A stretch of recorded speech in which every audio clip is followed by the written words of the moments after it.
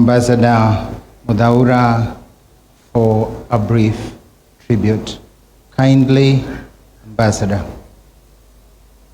on behalf of all those who work closely with him in government.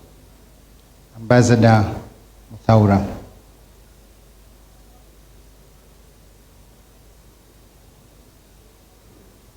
Thank you. Karibu mzee.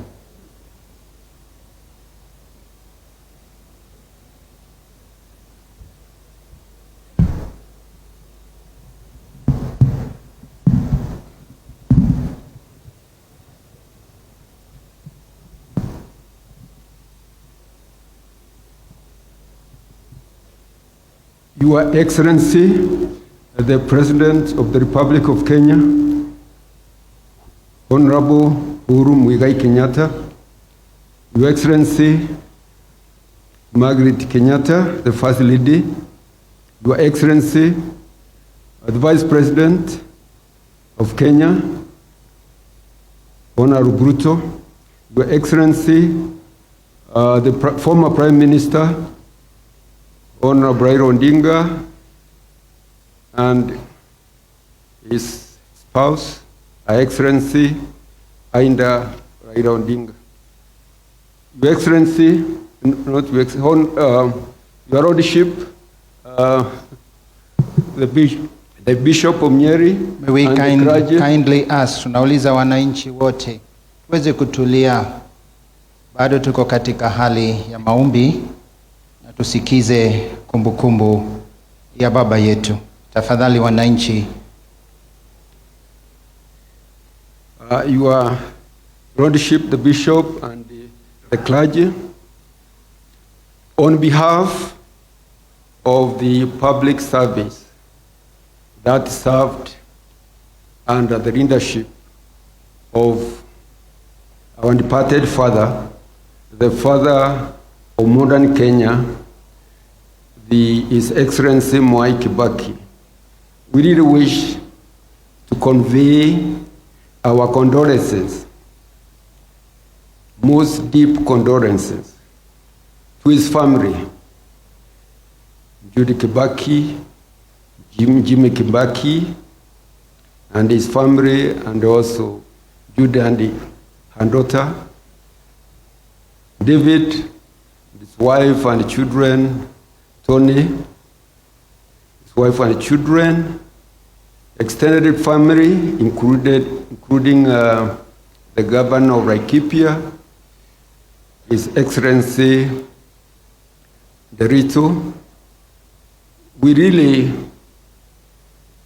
cannot express enough the loss and the pain we feel about our departed father. All of us in the public service really learned a lot from His Excellency, the President. He was our teacher. He empowered all of us in the public service. He empowered the private sector. He empowered our military. He empowered our judicial service.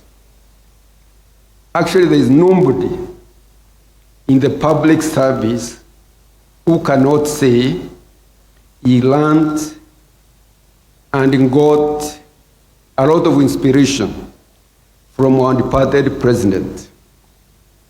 You remember when he came to power, our GDP was about 14 billion US dollars. When he retired from the leadership, it was around 60 billion US dollars. You know, 14 is from independence, or from the time the country was really started collecting statistics, 14. But only within 10 years, the jump was from 14 to 60. His successor, His Excellency Uhuru Kenyatta, has pushed it, operating on the foundation established by the father of modern Kenya to more than 100 billion US dollars.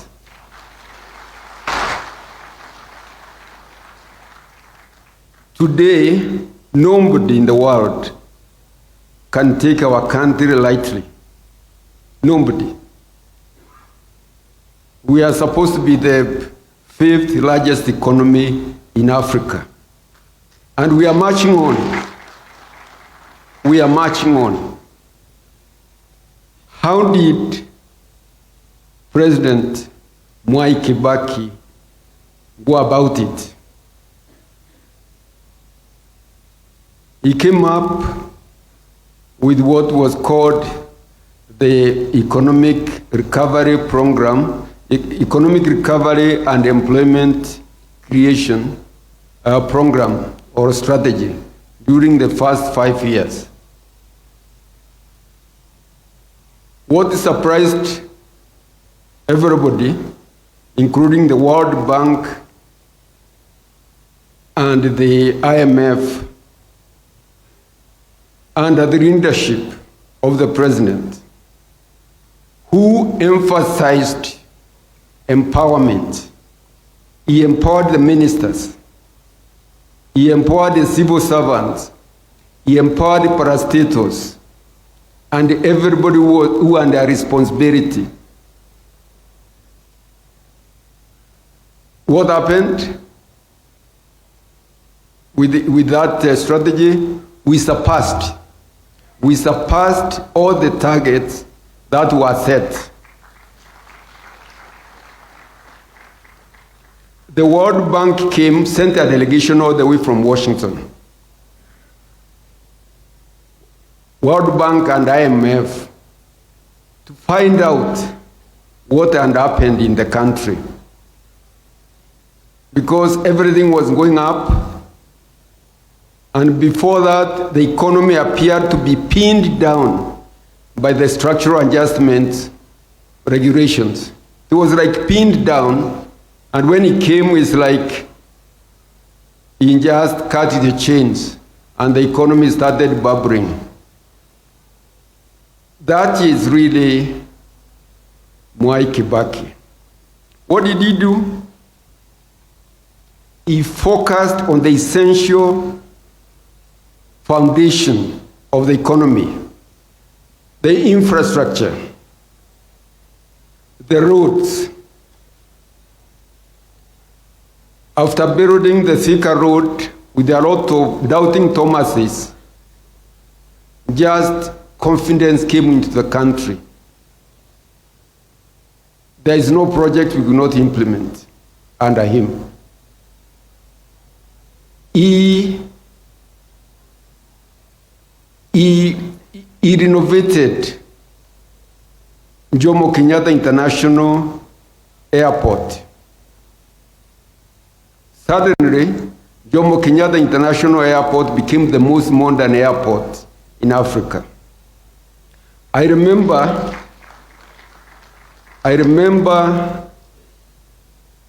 when he was opening the phase 1 of the current modern Jomo Kenyatta International Airport.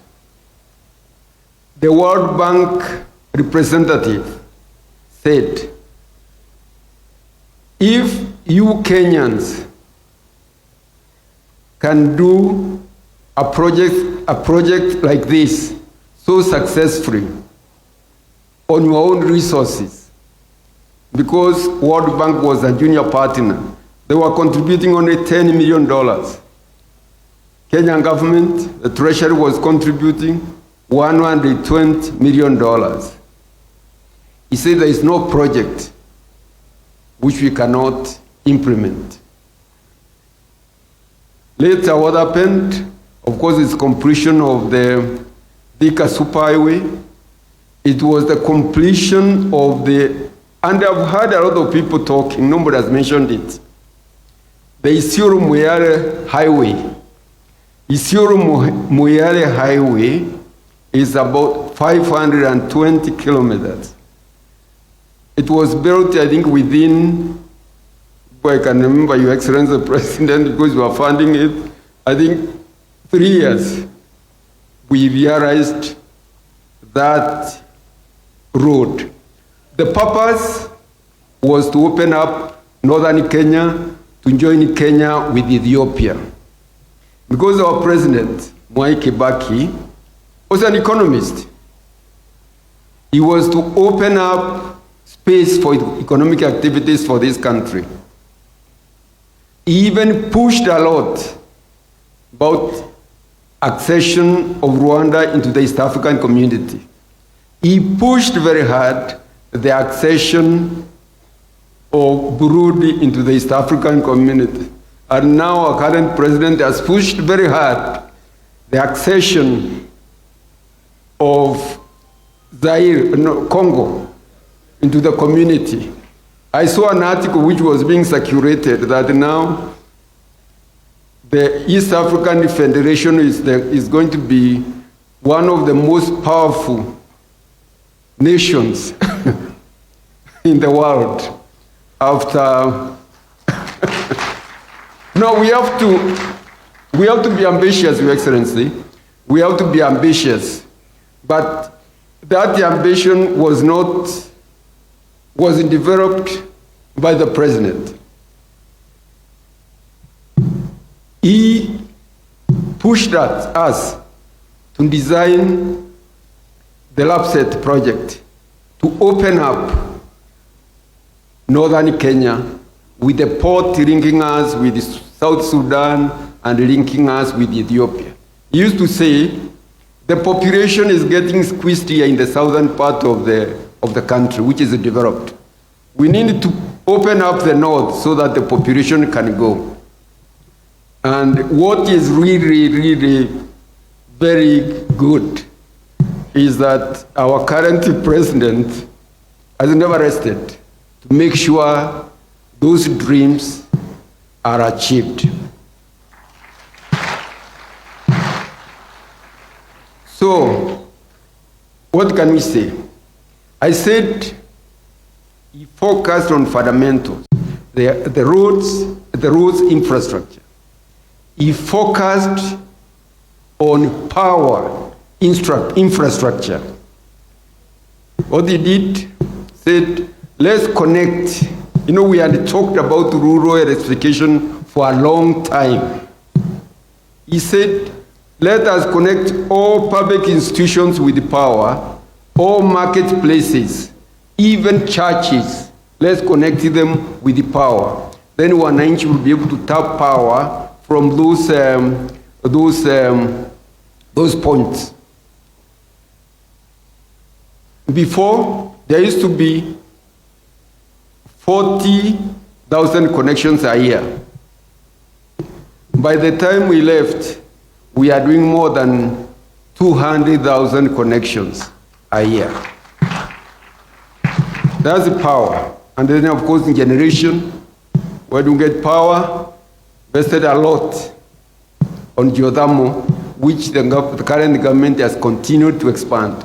Geothermal power generation.